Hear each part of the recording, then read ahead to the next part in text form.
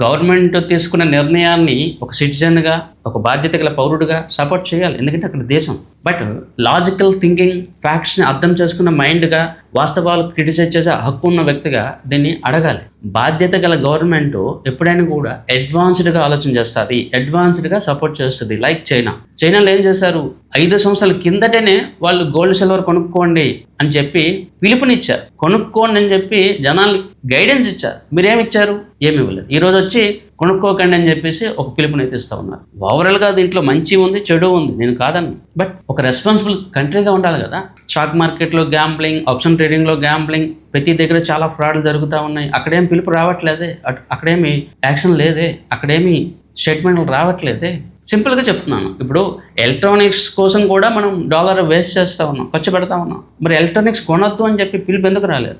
So బాధ్యత గల government ఇవి చాలా చాలా ఇంపార్టెంట్. అండ్ నేను చాలా ఇతర వీడియోలో కూడా చెప్తా ఉన్నాను, గవర్నమెంట్ రెగ్యులేషన్ సిస్టంలో చాలా లూప్ హోల్స్ ఉన్నాయి, చాలా ప్రాబ్లమ్స్ ఉన్నాయి. వాళ్ళ లెజినెస్ అనుకోండి అంటే ఇంకేదైనా అనుకోండి, వాళ్ళు చేస్తున్న తప్పుల వల్ల చాలా పెద్ద ప్రాబ్లమ్స్ వస్తూ ఉన్నాయి. రూపీ పడిపోతూ ఉంది. రూపీ పడిపోవడానికి చాలా కారణాలు అయితే ఉంటాయి, నేను కాదను. మీరు ఫారెన్ ఇన్వెస్టర్స్, ఎన్ఆర్ఐ ఇన్వెస్టర్స్ వాళ్ళ నుంచి డబ్బులు వచ్చేటట్టుగా ప్రయత్నం చేయాలి. వాళ్ళ నుంచి డబ్బులు ఈజీగా ఇండియాలో ఇన్వెస్ట్మెంట్ అయ్యేటట్టు ప్రయత్నం చేయాలి.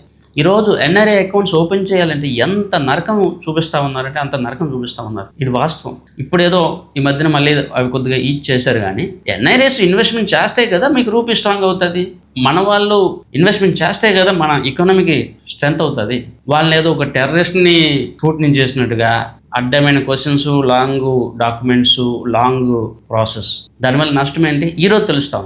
సో గ్లోబలీ చాలా చాలా దేశాలు చాలా అడ్వాన్స్డ్గా ఉన్నాయి, చాలా అడ్వాన్స్డ్గా ప్లానింగ్ చేస్తూ ఉన్నాయి. కొన్ని దేశాల్లో కొన్ని మిస్టేక్స్ ఉండొచ్చు, అవి వేరే విషయం. But we have to learn from China government వాళ్ళ ప్రజల్ని ఎలా ట్రీట్ చేస్తూ ఉంది, వాళ్ళ ఒక అసెట్ లాగా ట్రీట్ చేస్తూ ఉంది, వాళ్ళ యొక్క వెల్త్ని క్రియేట్ చేయాలని ప్రయత్నం చేస్తూ ఉంది. ఇక్కడ ఏం జరుగుతూ ఉంది? ఏం లేదు.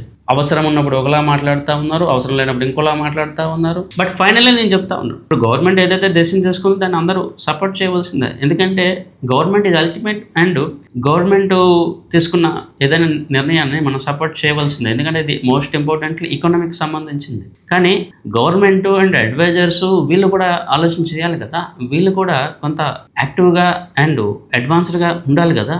కామన్ పీపుల్కి తప్పుదారిలో పట్టించడానికి లేదా కామన్ పీపుల్కి రాంగ్ అడ్వైజ్ ఇవ్వడం కన్నా రైట్ అడ్వైజ్ ఇవ్వడం వాళ్ళ యొక్క బాధ్యత కదా.